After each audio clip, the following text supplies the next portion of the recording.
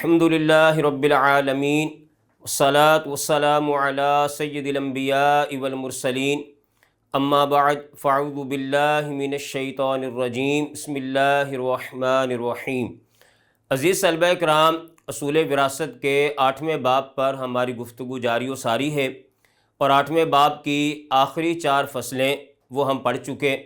2 فصلیں ہماری باقی ہیں۔ ان 2 فصلوں میں سے پہلی فصل ذوی الارحام کا تعارف اور اقسام، اس کو پڑھنے کی آج ہم سعادت حاصل کریں گے۔ عزیز طلبہ کرام، وراثت میں عموماً جن رشتہ داروں کو وراثت دی جاتی ہے وہ 3 طرح کے ہوتے ہیں۔ یا تو وہ اصحاب فرائض کہلاتے ہیں، یا عصبہ کہلاتے ہیں، اور تیسری قسم ذوی الارحام کی ہوتی ہے۔ اصحاب فرائض کے اوپر تفصیلی گفتگو اور کلام ہم کر چکے۔ عصبات کے بارے میں بھی تفصیلی تعارف اور اس کی اقسام وغیرہ ہم پڑھ چکے۔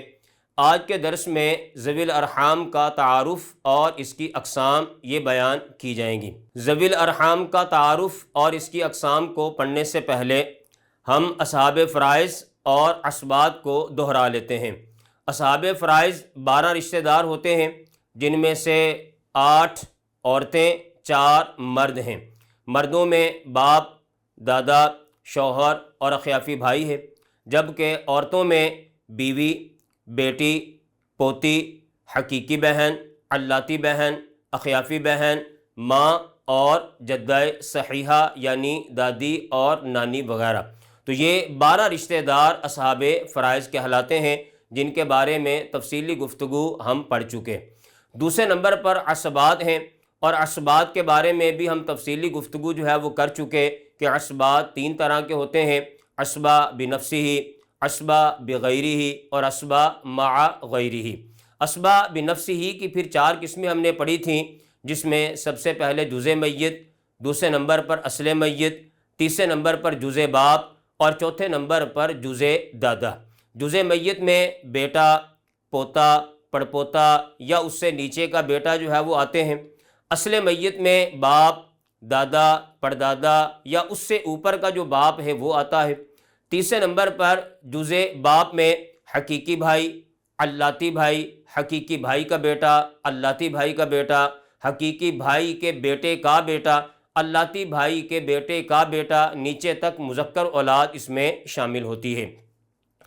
چوتھے نمبر پر جزء دادا ہے، جس میں حقیقی چچا، علاتی چچا، حقیقی چچے کا بیٹا، علاتی چچے کا بیٹا، حقیقی چچے کے بیٹے کا بیٹا، علاتی چچے کے بیٹے کا بیٹا، نیچے تک مذکر اولاد یہ اس میں شامل ہوتی ہے۔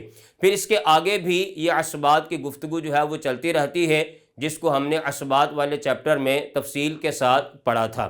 اب ان رشتہ داروں کے علاوہ جو بقیہ رشتہ دار ہیں وہ ذوی الارحام کہلاتے ہیں، اور آج کی ہماری گفتگو ذوی الارحام ہی کے بارے میں ہے۔ تو اسباط کی جس طرح گفتگو کی گئی، بالکل اس سے ملتی جلتی گفتگو جو ہے وہ ذوی الارحام کے اس باب میں کی جائے گی۔ جیسے وہاں پر سب سے پہلے جزء میت، پھر اصل میت، پھر جزء باپ، پھر جزء دادا، بالکل اسی انداز سے ذوی الارحام کی بھی 4 قسموں کو یہاں پر جو ہے وہ بیان کیا گیا ہے۔ تو آئیے بڑھتے ہیں ہم اپنے آج کے درس کی طرف۔ عزیز طلبہ کرام، پہلی فصل ذوی الارحام کا تعارف اور اقسام۔ اگر ہم اس کے لغوی اور اصطلاحی معنی کی بات کریں، ارحام رحم کی جمع ہے، اور رحم اس مقام کو کہتے ہیں جس سے بچہ پیدا ہوتا ہے۔ لغت میں صاحب قرابت کو ذی رحم بولتے ہیں، یعنی جو بھی رشتہ دار ہوتا ہے، جو بھی صاحب قرابت ہوتا ہے، اس کو ذی رحم کہا جاتا ہے، خواہ وہ ذی فرض ہو یا نہ ہو۔ لیکن اصطلاحی طور پر اس کا مفہوم کچھ اور ہے، جس کو یہاں پر ان لفظوں کے ساتھ بیان کیا گیا ہے کہ اہل فرائض میں ذو الرحم ہر اس رشتہ دار کو کہتے ہیں جو نہ تو ذوی الفروض میں سے ہو اور نہ ہی عصبات میں سے ہو۔ لغوی طور پر تو ہر رشتہ دار کو ذی رحم کہا جاتا ہے، چاہے وہ ذوی الفروض میں سے ہو یا نہ ہو، عصبات میں سے ہو یا نہ ہو، لیکن اصطلاحی طور پر اس رشتہ دار کو ذی رحم کہا جاتا ہے جو نہ تو ذوی الفروض میں سے ہو اور نہ ہی عصبات میں سے ہو۔ اور ابھی ابتدا میں ذوی الفروض کا تعارف اور عصبات کے بارے میں گفتگو ہم کر چکے۔ اس کے علاوہ جتنے رشتہ دار ہیں وہ ذوی الارحام جو ہے وہ کہلاتے ہیں۔ اب اگر ہم اس کی اقسام کی بات کریں تو ذوی الارحام کی 4 اقسام ہیں۔ پہلی قسم وہ لوگ جو میت کی اولاد میں ہوں، یہ بیٹیوں یا پوتیوں کی اولاد ہیں۔ جیسے ہم نے اسبات والے چیپٹر میں سب سے پہلے جو ہے وہ اسباب نفسہ میں جزء میت پڑھا تھا کہ میت کی جو اولاد ہے جس میں بیٹا، پوتا، پڑپوتا، اس سے نیچے کا بیٹا، یہ سارے مذکر اولاد جو ہے وہاں پر شامل تھی، جبکہ ذوی الارحام کی پہلی قسم بھی میت کی اولاد پر ہی مشتمل ہے، لیکن یہ بیٹیوں یا پوتیوں کی اولاد ہوتی ہے۔ بیٹیوں کی اولاد جس کو ہم نواسہ یا نواسی کہتے ہیں، پھر اسی طرح پوتیوں کی جو اولاد ہے چاہے وہ مذکر ہو یا وہ مؤنث ہو، دونوں صورتوں کے اندر یہ سارے کے سارے ذوی الارحام کی پہلی قسم جو ہے وہ کہلاتے ہیں۔ اس کے بعد دوسری قسم یہ وہ لوگ ہیں جن کی اولاد خود میت ہے، یہ جد فاسد یا جدہ فاسدہ ہے۔ اسباب نفسہ میں دوسری قسم جس کو ہم نے اصل میت کہا تھا، وہاں پر ہم نے یہ پڑھا تھا کہ باپ، دادا، پردادا، اس سے اوپر کا باپ، وہ اسباب نفسہ کی دوسری قسم ہے، اور وہاں پر بھی سارے کے سارے جو ہے وہ مذکر حضرات تھے، ان میں سے کوئی بھی جو ہے وہ مؤنث نہیں تھی۔ جبکہ ذوی الارحام کی دوسری قسم میں وہ لوگ شامل ہیں کہ جن کی اولاد خود میت ہے، یہ جد فاسد یا جدہ فاسدہ ہے۔ اور جد فاسد اور جدہ فاسدہ اس کی تفصیلی گفتگو ہم جدہ صحیحہ والے حصے میں جو ہے وہ کر چکے کہ جد فاسد وہ ہوتا ہے کہ جس کی نسبت میت کی طرف کریں تو درمیان میں عورت کا واسطہ آئے، اسے جو ہے وہ جد فاسد کہا جاتا ہے۔ جیسا کہ نانے کی نسبت جب ہم میت کی طرف کرتے ہیں تو درمیان میں ماں کا، عورت کا واسطہ آتا ہے، اس لیے نانا جو ہے وہ جد فاسد ہے۔ اور وہ عورتیں کہ جن کی نسبت میت کی طرف کرنے میں درمیان میں جد فاسد آتا ہو، اسے جو ہے وہ جدہ فاسدہ کہا جاتا ہے۔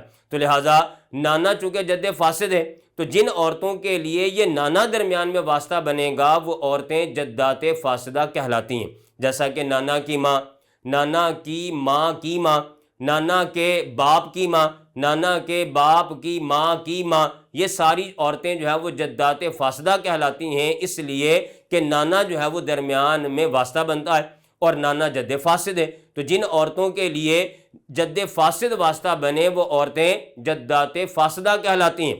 اور جد فاسد وہ ہوتا ہے کہ جس کی نسبت میت کی طرف کریں تو درمیان میں عورت کا واسطہ ہو، اسے جو ہے وہ جد فاسد کہا جاتا ہے۔ تو جیسے اسباب بنفسہ کی دوسری قسم میں ہم نے یہ پڑھا تھا اصل میت کہ جو یعنی جن کی اولاد میں خود میت ہے، باپ، دادا، پردادا، اس سے اوپر کا باپ، یہ سارے مذکر حضرات، جبکہ یہاں پر جو دوسری قسم ہے یہاں پر بھی یہی بات بیان کی گئی کہ جن کی اولاد میں خود میت ہے، اور یہ جدہ فاسد اور جدہ فاسدہ ہیں۔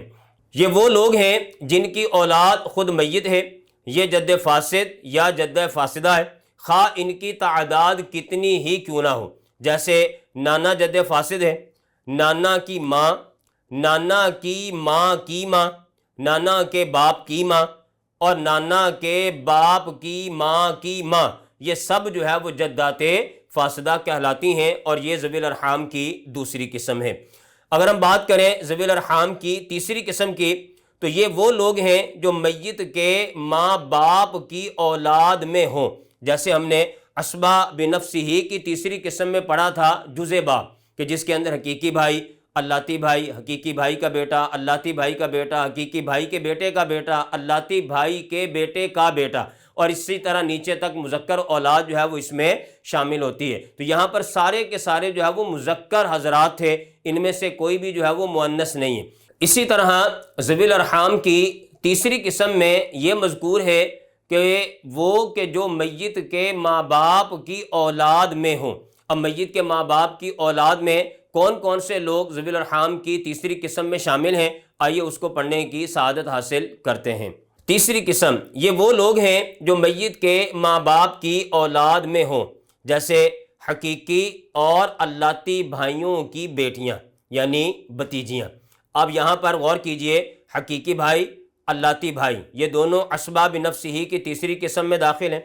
ان کی جو مذکر اولاد ہے وہ بھی اسباب نفسہ کی تیسری قسم میں شامل ہے، جبکہ مؤنث اولاد وہاں پر مذکور نہیں ہے، تو مؤنث اولاد یہاں پر آ گئی کہ حقیقی اور اللاتی بھائیوں کی بیٹیاں، حقیقی بتیجیاں، اللاتی بتیجیاں، یہ ذوی الارحام کی تیسری قسم میں شامل ہیں۔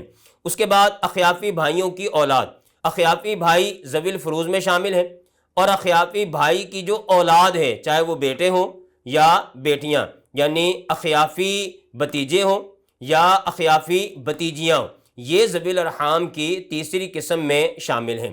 اسی طرح ہر قسم کی بہنوں کی اولاد، حقیقی، اللاتی، اخیافی، ہر قسم کی بہنوں کی اولاد یعنی بھانجے بھانجیاں، یہ بھی ذوی الارحام کی تیسری قسم میں شامل ہیں۔